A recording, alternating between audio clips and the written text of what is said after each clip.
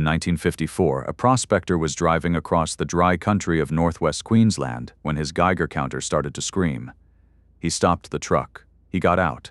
There was nothing around him: red dirt, spinifex grass, a heat that bends the air. No town for 100 kilometers. No reason for anyone to be there. Under his boots was one of the richest uranium deposits ever found on the continent. Within 4 years, on that exact spot, there was a city. Not a camp. Not a row of tin sheds. A planned town with curving streets, a swimming pool, a school, a shopping center, lawns watered in the middle of the desert. It won a national award for design. More than 1,000 people lived there. Their children were born there. Today, if you drive to that place, there is nothing again. No buildings, no people. Just empty streets laid out in perfect curves across the dirt, leading nowhere. Someone built a city for the atomic age and then deliberately erased it from the map. This is the story of Mary Kathleen. The place's power forgot. To understand why a town like this could appear out of nothing, you have to understand what uranium meant in the early 1950s. The Second World War had ended less than a decade earlier. It had ended with 2 atomic bombs over Japan, and in the years that followed, the great powers were locked in a new kind of race, not over land, but over the raw material of the bomb itself. The United States and Britain needed uranium. They needed enormous quantities of it, and they needed it fast, and they were willing to pay almost anything to get it. Australia, at that moment, was a loyal partner of the British Empire. It had vast, empty, barely mapped interior, and it had something the superpowers wanted buried in that interior. The Australian government did not just permit uranium prospecting, it actively encouraged it. It offered tax-free rewards for new discoveries.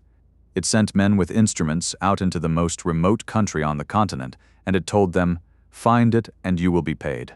One of those men was a prospector named Norman McConaughey. In July of 1954, working the country east of the town of Cloncurry, he found his deposit. He named the find after his wife, who had died, Mary Kathleen. The name of a woman who would never see the place would now belong to a town, a mine, and a moment in the Cold War. The deposit was extraordinary. The ore was rich, and it sat in a part of the world so isolated that the nearest real settlement, Cloncurry, was around 50 kilometers away across rough ground. There was no water supply, no power, no housing, nothing. A mining company was formed to develop it, backed by some of the largest industrial interests in the British Commonwealth, including the giant that would later be known as Rio Tinto. And the company faced a problem that had nothing to do with geology. They had the uranium. What they did not have was a single place for a workforce to live.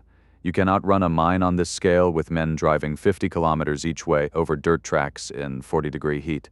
The men would not stay, their families would not come, and without families in the Australia of the 1950s, you could not build the stable, long-term workforce that a uranium operation under government contract demanded. So the company made a decision that seems almost unthinkable now. They would not build a mining camp. They would build a town, a real town, designed from the first line on the drawing board, planted in the desert beside the pit. A place good enough that a man would bring his wife and his children to the middle of nowhere and call it home. The ambition was not survival. The ambition was permanence. What they built at Mary Kathleen was, for its time and place, remarkable. This was not the usual Australian mining settlement, a grid of identical houses thrown up as cheaply as possible. The company hired professional planners and architects. They studied the land. And instead of forcing a rigid grid onto the desert, they laid the town out in gentle curves that followed the contours of the ground, with the streets bending around a central core.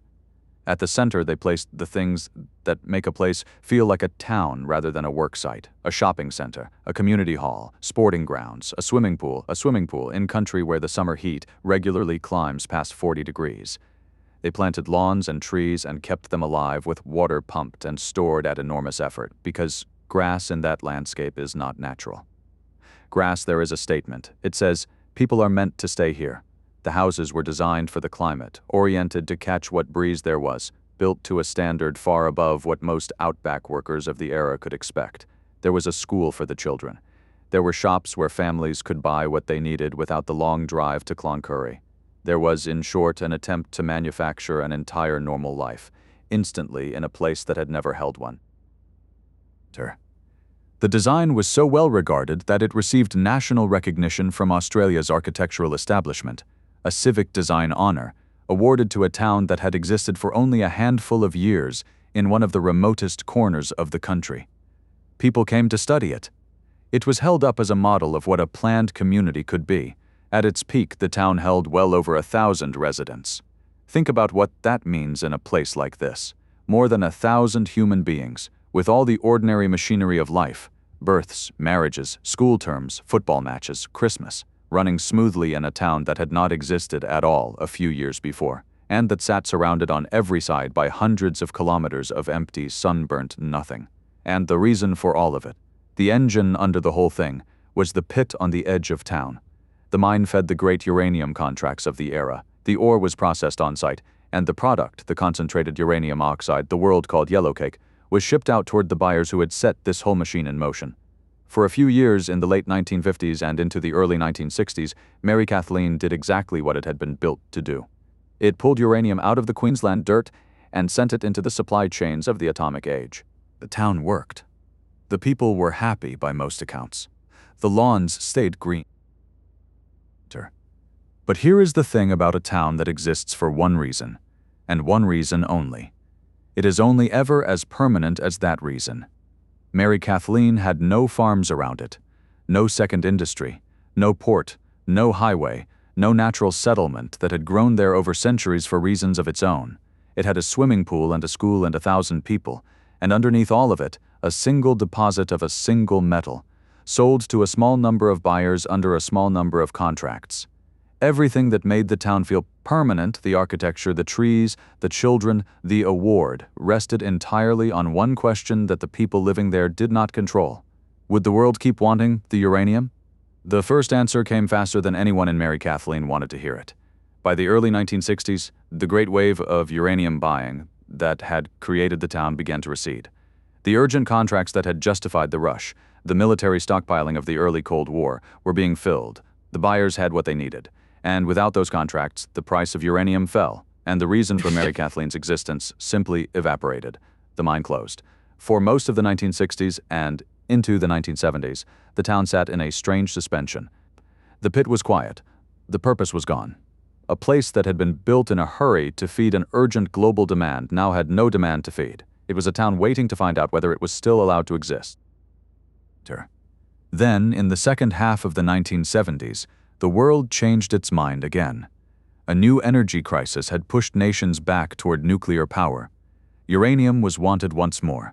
The mine at Mary Kathleen reopened. The town came back to life, and for a few more years it ran a second time, a town brought back from the dead by a swing in a commodity price on the far side of the planet. But this second life carried something the first had not. By the late 1970s, Australia was no longer the uncomplicated supplier of the atomic age. Uranium had become one of the most divisive subjects in the country. There were protests. There were national debates about whether Australia should be in the business of digging up the raw material of nuclear weapons and nuclear waste at all. The politics of uranium had turned poisonous, and a remote company town tied to a single deposit was in no position to win that argument. And there was this simpler, harder fact underneath the politics. The ore body was finite. Mary Kathleen had only ever held so much uranium. By the early 1980s, the economically recoverable deposit was running out. The price was no longer high enough to justify chasing what remained. In 1982, the mine closed for the second and final time. The contracts were done. The ore was effectively spent, and this time there would be no reopening. Now the company faced a decision as deliberate as the one that had built the place. They owned a town. A whole town, houses, shops, a hall, a pool, a school, paved curving streets, water and power infrastructure, sitting in the desert with no industry left to support it and no one who needed to live there. They did not lock the gates and walk away. The way so many ghost towns are made, they did something far more thorough. They erased it. Over 1982 and 1983, Mary Kathleen was systematically dismantled. The buildings were not abandoned to rot. They were sold off and physically removed. Houses were auctioned and carted away whole or in pieces, trucked off down the road to Cloncurry and beyond, to be reassembled and reused in other towns. Fixtures, fittings, materials sold, loaded, hauled out, building by building. The town that had been so carefully designed was taken apart and carried away across the country it had been planted in. The mine site itself was rehabilitated. The tailings, the radioactive waste of decades of processing, capped and contained, because uranium does not simply leave when the people do. And when the trucks had finished, what remained was almost surreal. The curving streets were still there, fully paved, with their concrete curbs and gutters and the slabs where houses had stood. The street layout that had won an award was perfectly intact. But the town it had been built to organize was gone. Every wall, every roof, every door removed. If you go there today, near the road between Cloncurry and Mount Isa, this is what you find.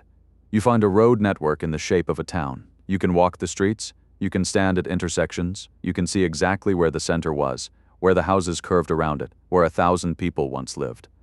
The trees that were planted still mark out where gardens were. The shapes of a community are pressed permanently into the dirt. But there are no buildings. There is no one. The desert that the town was built to defy has simply moved back in around the empty streets, and the silence is total. Most abandoned places die slowly. The people leave one at a time. The buildings fall down on their own, and the desert or the forest takes back what was left. The ruin is something that happens to the place over years. Mary Kathleen did not die that way. It was finished on schedule. It was designed, built, used, and then deliberately taken apart and removed. The way you strike a stage set after the last performance. It had a beginning, a purpose, and a planned end. And when the purpose was gone, so was the town. On purpose. That is what makes those empty, curving streets so unsettling to stand in. They are not the wreckage of a disaster. They are the clean, tidy footprint of a decision. A place where a great power's hunger for a single metal summoned an entire community into the desert. Schools, swimming pool, award and all. And then, when the hunger passed, dismissed it just as completely. The uranium is gone. The contracts are closed, the 1,000 people scattered to other towns, carrying their houses with them. And what's left is the shape of a town, with the town taken out of it, baking under the Queensland sun, waiting for a future that was cancelled before the people living there even knew it was coming. The place's power forgot.